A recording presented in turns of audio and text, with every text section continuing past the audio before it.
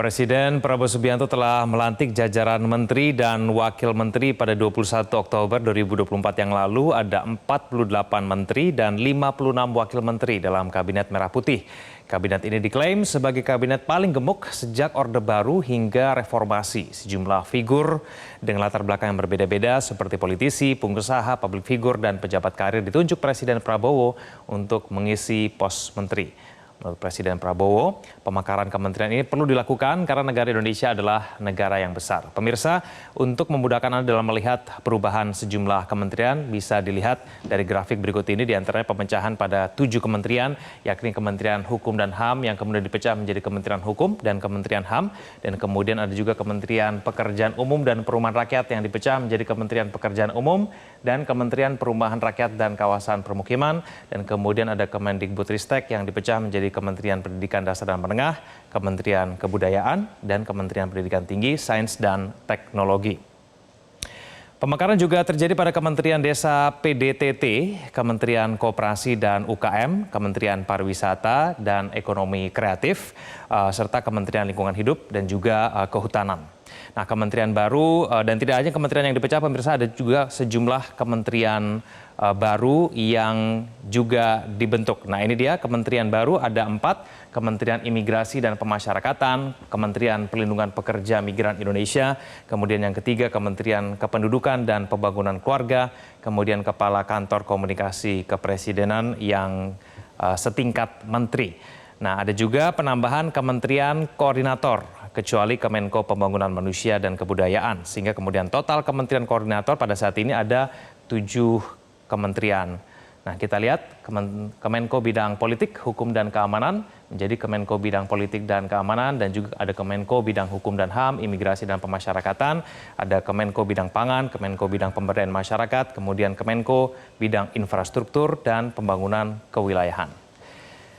Ya, pemirsa, dengan bertambahnya signifikan jumlah kementerian tentu saja akan memberikan konsekuensi. Di antaranya ada bertambahnya jumlah posisi eselon 1, eselon 2, dan kemudian seterusnya. Dan tidak hanya itu, kekhawatiran mengenai beban fiskal pun muncul dengan adanya kabinet yang gemuk ini. Nah, pasalnya dengan banyaknya kementerian ataupun kepala badan hingga wakil menteri yang ada, maka belanja pegawai akan semakin besar.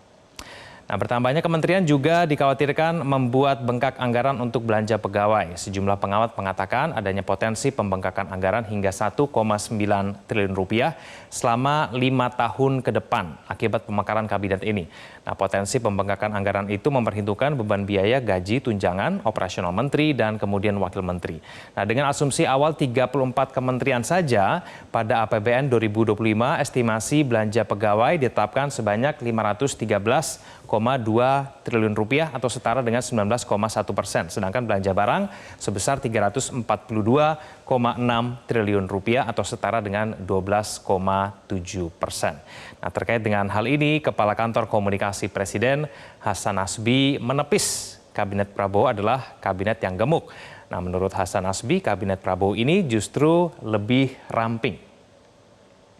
Kementerian lembaga kan sekarang udah lebih banyak ketimbang yang periode lalu. Lalu koordinasinya akan seperti apa? Kan ada 7 Menko kan? Ada banyak Menko itu yang akan mengkoordinasikan kementerian-kementerian. Tapi teman-teman jangan salah paham. Justru kementerian sekarang jadi ramping. Satu kementerian kemarin yang organisasinya gemuk, sekarang dipisah-pisah jadi ramping organisasinya. Jadi bukan kementerian gemuk. Yang kementerian yang badannya besar-besar sekarang malah dipisah-pisah jadi ramping loh itu. Tapi pejabatnya yang banyak kan?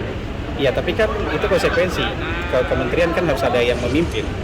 Ya, pemirsa, pemekaran kementerian ini disebut sudah melalui perhitungan yang matang sehingga penambahan jumlah kementerian dinilai tidak akan menjadi beban bagi APBN. Presiden tentu memiliki sejumlah agenda penting dan program janji kampanyenya yang harus segera diwujudkan seperti makan bergizi gratis dan pemindahan ibu kota ke IKN yang juga memerlukan dukungan APBN.